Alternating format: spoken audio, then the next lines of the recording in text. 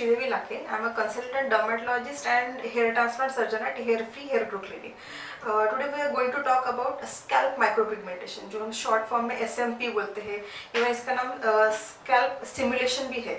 इसमें basically scalp tattooing रहता है, एक हाईली स्पेशलाइज्ड इंस्ट्रूमेंट रहता है। इसमें छोटे छोटे माइक्रो नीडल्स रहते हैं।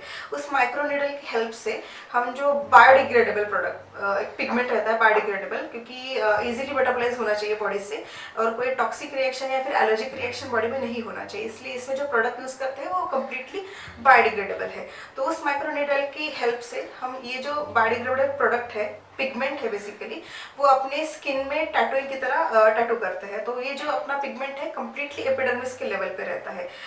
यूजुअल जो अपने रूटीन पिगमेंट टैटूइंग रहता है, बॉडी टैटूइंग, उसमें जो पिगमेंट रहता है डर्मिस लेवल पे रहता है, और जो अपना स्कैल्प माइक्रो पिगमेंटेशन का टैटूइंग है कम्प्लीटली एपिडर्मिस के लेवल पे रहता है। इसलिए इसका ड्यूरेशन जो है 3 to 5 years तक, एट द मैक्स 5 years, उसके बाद स्लोली फेड होके कम्प्लीटली वैनिश हो जाता है।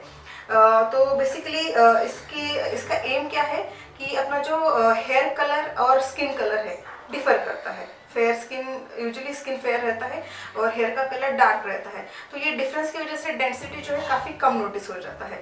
तो ये जो डिफरेंस है ये रिड्यूस करता है स्कैल्प माइक्रोपिगमेंटेशन की वजह से।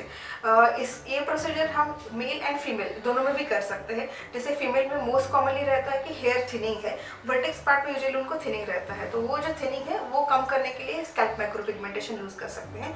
और मेल में जैसे FUT का स्कार है, FUE के स्कार है, या फिर कोई भी ट्रॉमेटिक स्कार है, उसको कैमोफ्लेज करने के लिए यूज़ कर सकते हैं। इवन अगर हेयर थिनिंग है उसके लिए भी यूज़ कर सकते हैं। अभी इसके कुछ एडवांटेज भी है और कुछ डिसएडवांटेज भी है। जैसे एडवांटेज में ये है कि कम्प्लीटली नॉन सर्जिकल प्रोसीजर है, तो इसलिए इन्फेक्शन के चांसेस ऑलमोस्ट नील है। पेन पार्ट हार्डली एपिडर्मिस पे होने वाला प्रोसीजर है, तो इसलिए पेन भी ऑलमोस्ट ट्रांसप्लांट की कंपैरिजन में बहुत कम रहता है।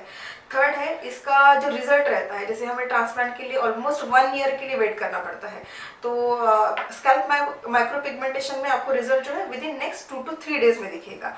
एंड प्रोसीजर टाइमिंग, क्योंकि हेयर ट्रांसप्लांट के पेशेंट में प्रोसीजर जो रहता है 1 से 2 दिन के लिए चलता है, और स्कैल्प माइक्रोपिगमेंटेशन का जो प्रोसीजर है हार्डली 2 घंटे के लिए चलेगा। तो इसलिए आप सेम डे पे भी वर्क कर सकते हो। इवन पोस्ट ऑपरेटिव आप में कोई कॉम्प्लिकेशंस नहीं है तो आप इवन पोस्ट ऑपरेटिव भी आप वर्क के लिए जा सकते हो। और ट्रांसप्लांट के केस में हमें पोस्ट ऑपरेटिव ऑलमोस्ट एक 5 to 7 days के लिए लीव लेना पड़ता है। और डिसएडवांटेज ये है कि प्रोसीजर हार्डली मतलब करने के बाद जो रिजल्ट रहता है 3 to 5 years के लिए सस्टेन रहता है। उसके बाद आपको अगर सेम रिजल्ट या सेम लुक चाहिए तो आपको फिर से सेम प्रोसीजर के लिए जाना है। इसके अलावा अगर आपको कोई भी स्कैल्प माइक्रोपिगमेंटेशन के बारे में कोई भी कमेंट्स है, क्वेश्चंस है, तो आप हमारे कमेंट बॉक्स में कमेंट कर सकते हो या फिर दिए गए नंबर पे हमें कॉल कर सकते हो। Thank you.